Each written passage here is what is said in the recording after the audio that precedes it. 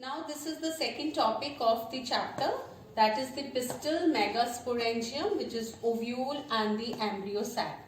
In the case of a pistil, pistil is divided into stigma, style and ovary. Pistil is also called as a gynoecium.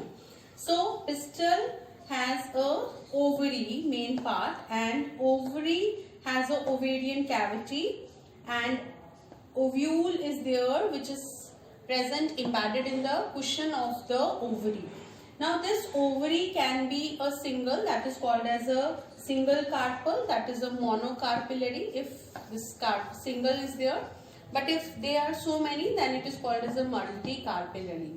So if multicarpellary is there, then it can have two options. One is a apocarpus, means so many carpels are there but they are not fused.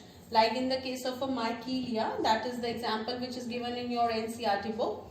And if the carpels are fused, then it is called as a syncarpus.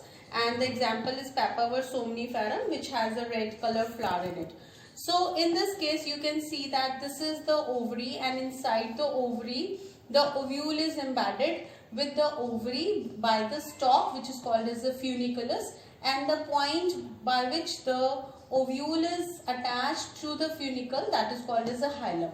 Now these are the two cases you can see. In one case, this is a integument of the ovary. You can clearly see this. Please go through the diagram 2-3 times. And it has a ovule in it, and ovule has a nutritive tissue which is called as a nucellus, and this has an embryo sac. Now you can see this is the erect ovule. Erect ovule means the micropyle is away from the hilum. But if it is an anatropous ovule, in the case of an anatropous ovule, see, it has been inverted and the micropyle is just near to the hilum. You can see here it is, micropyle is here and hilum is here. This is an orthotropous ovule. Example is in the family Polygonaceae. And in the anatropous ovule, the micropyle is very near to the hilum. This is the funicle which has extended and forms a raphe. And here is the embryo sac, and example of the anatropous ovule is Solanaceae. Now in this case, what happens is, we are going to start with the topic megasporogenesis. In this, we are going to form a haploid megaspore from the megaspore mother cell. Now, in the case of the formation of pollen grain, you have done the phenomenon, studied the phenomenon microsporogenesis. Now, this is a megasporogenesis. It is the formation of haploid megaspore. Here we are going to have a haploid megaspore, and that is from the diploid megaspore mother cell. I have already told you that if the word comes megaspore mother cell means the cell is diploid and it is occurring in the ovule. This is ovule, and inside the ovule the embryo sac will be from any of the specialized cell of the nucellus. And in this case, what happens is that out of the four so formed, look here, that primary archosporious cell, this is the one of the cell in the nucellus. It is going to divide into primary parietal cell and sporogenous cell. Now this will be not going further. It is not going to develop further, and the sporogenous cells which will undergo meiotic division. It is going to undergo meiotic division to form 4 cells.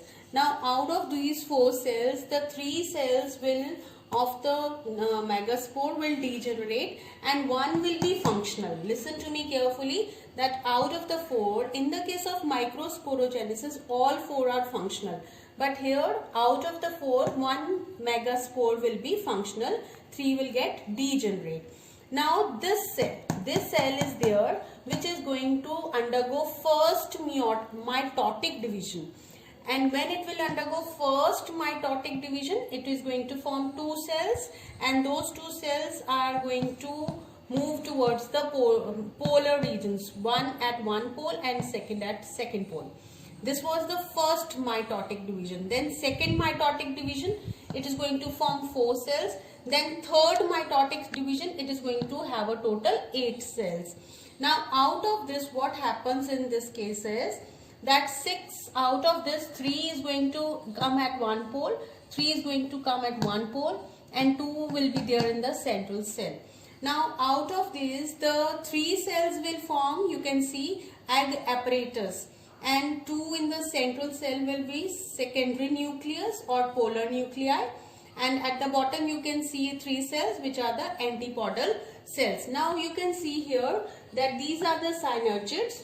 Now this is total is the egg apparatus, 2 synergids, 1 egg cell. In the central cell we have a 2 polar nuclei, and at the bottom near the chalazal region we have a antipodal cells. Now this is the diagram actually after the what happens during the megasporogenesis. Now in this case you can see that this is the diagram of a female gametophyte, and in the female gametophyte you can see that in the synergids we have a filiform apparatus over here. So female gametophyte is formed from a single megaspore, and it is there in the megasporangium. Megasporangium is ovule. So in this case what happens that it is having a 7 cells. 7 cells means 3 antipodal cells, then 3 antipodal cell is there, 1 central cell is there, and at the top we can see 2 synergids and 1 egg cell is there. So that is a 7 cell but 8 nuclei. You can see nuclei are 1, 2, 3, 4, 5, 6, 7, 8. 8 nuclei but 7 cell stage. So this is the diagram.